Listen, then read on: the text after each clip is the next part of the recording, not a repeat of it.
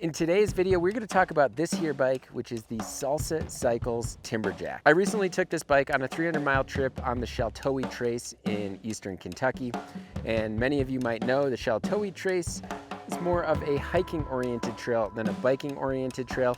So I really tested the limits of the Salsa Timberjack on this trail. So in this video, I'm going to share my thoughts on how it performed on the Sheltowee Trace and how it performed while loaded.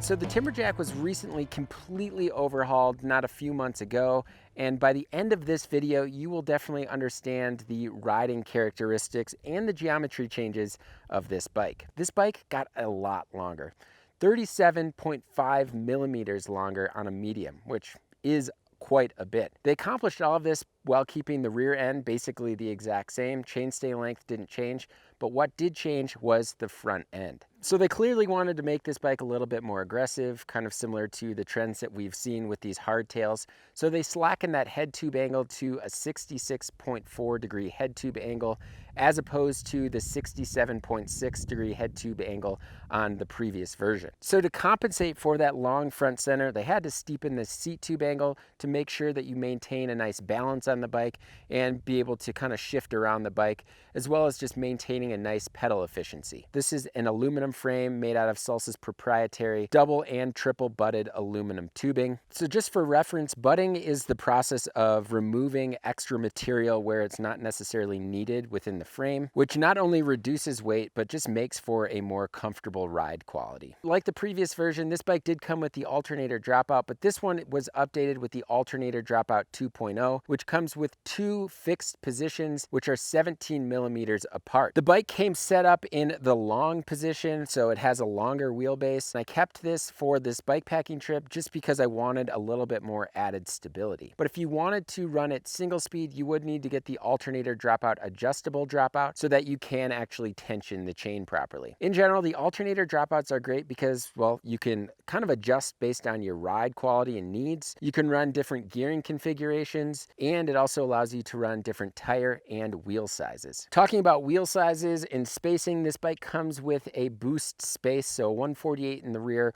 110 up front, a 52 millimeter chain line, and the bike can accommodate a 34 tooth chain ring. Spec on this bike is a 130 millimeter fork, but the bike can take up to 150 millimeter fork if you so choose. This bike comes in 5 sizes, which is awesome. You've got extra small all the way up to extra large. This here bike is the GX, the 29er GX, which is the top end, which comes in at $24.99, but the bike also is available in a frame set and even comes in a single speed option. So I am just shy of 5'10", and Salsa recommends a medium for my height, and this bike actually fit me really well. If you look at the first generation and second generation Timberjack side by side, you'll notice that they look pretty different. The first generation has a taller top tube and quite a bit of frame space, but this second generation here, you notice a sloping top tube, which yes, does take away more frame bag space, but it does allow for more standover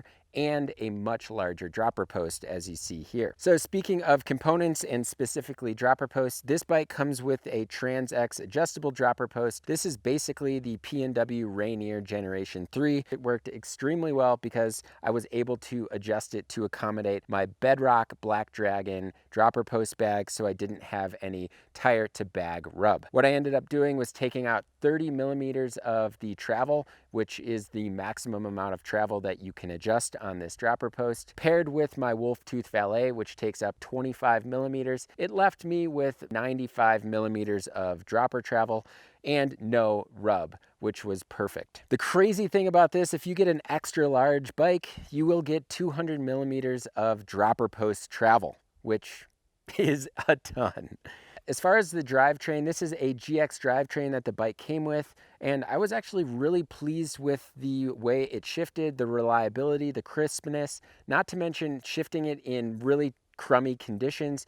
It worked really, really well. Sure, it's not a top-of-the-line drivetrain, but it feels really good and it's reliable. Maxxis, they just make really great tires. These are the Maxxis Minion DHF and the Maxxis Recon, and this is probably my new favorite tire setup. This Maxxis Minion DHF and this Recon rear, they're both 2.6-inch tires. This tire combination worked flawlessly. You've got a really nice, aggressive, super reliable tire, especially in really wet, loamy conditions like I experienced in Kentucky, and you've got this Recon in the back that actually hooks up almost just as well, but it rolls a little bit better. So it's a great combination. 2.6-inch, it's kind of the sweet spot, especially for single track riding. In general, Maxxis is making really durable tires at a weight that just doesn't make you cringe like some other brands out there. Finally, rounding out the stock parts on this bike, this is a Marzocchi Bomber Z2, and basically this is a Fox fork. Marzocchi is made by Fox, and essentially it's a Fox internal. It feels like a Fox, it rides like a Fox, just with a little bit more weight. The problem with this fork is because of the mud, grit, and grime that this fork saw, I feared that I basically dried up all the lubrication in the fork, which in turn wore out the bushings in the lowers. Overall, I was really pleased with this fork, the way it rode, the way it responded, but I do think I have an issue just because of the conditions that I rode it in. So while these stock parts that I had and used on the bike were great, I did upgrade a handful of parts on the bike, starting with the handlebars. The bike came with some race face handlebars, some aluminum handlebars, and they're really, really heavy. So I just swapped out to some carbon handlebars from Salsa. Another big upgrade I went with was the wheel set, and these wheels are great. These are the Industry 9 Trail 280s. These held up extremely well in very chunky conditions, being 24-hole, and I think I've surpassed my fear of 24-hole wheels. I might have jinxed myself now, but I'm extremely pleased with 24-hole wheels. If there's one component on your bike that I would recommend upgrading, it would always be the wheels. So the other thing I upgraded was these SRAM R brakes, and well, it's not really an upgrade when you're going to SRAM R from level, but in general, I wanted to do that because I wanted to kind of clean up the cockpit a little bit more. Those level brakes took up a little bit more space. They don't allow the SRAM matchmaker. In general, these worked well. It cleaned things up, and I was happy with how they performed. Finally, I upgraded to some race face carbon cranks, and I love race face cranks because they're just such a cinch. Get it?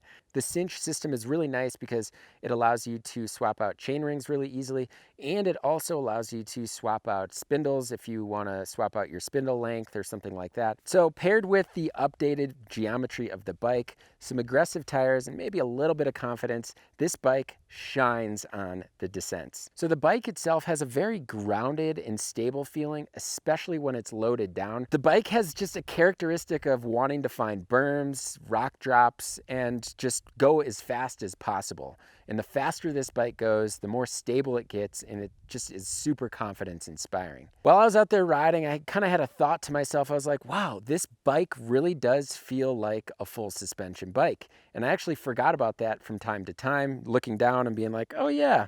But in general, I think the length of this bike kind of gives it that characteristic. So from time to time, I kind of did wish that I had that rear shock because, you know, when you're climbing and you've got that rear shock, it kind of keeps that wheel planted to the ground. That would have been beneficial, especially on some really chunky climbs that I dealt with, but I definitely got used to it on this bike. And I actually believe that the length of this bike kind of separated the front from the back. Cleaning obstacles or cleaning a specific challenge on the trail wasn't nearly as challenging as I thought it would be. And well, it isn't the fastest on the uphills, but it's definitely not slower than some full suspension bikes out there. And if I really wanted to lose some length, I can do that by basically swapping out the alternator fixed position by 17 millimeters, which is definitely going to make it more snappy and more playful. So if you missed my recent video on how I ruined my bike in 300 miles, click on the link right here, or it's down below in the description. But in general, the components of this bike didn't fare well in my recent trip, but that's not because they aren't good components. It's because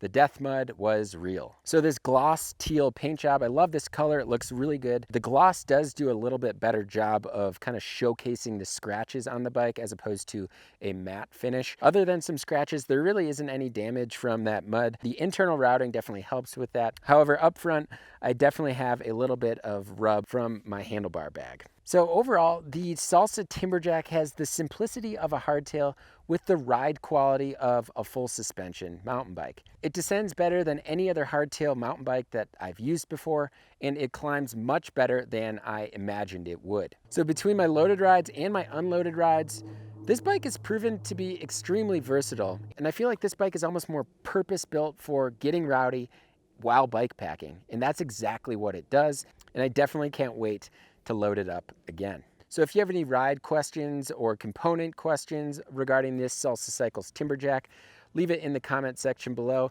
And if you have a new Timberjack, I'd love to hear your thoughts as well. If you want to help support our channel, you can do so by hitting that subscribe button and notification bell. And if you want to help us out a little bit more, consider joining the Bikepacking Collective, which is BIKEPACKING.com's annual membership.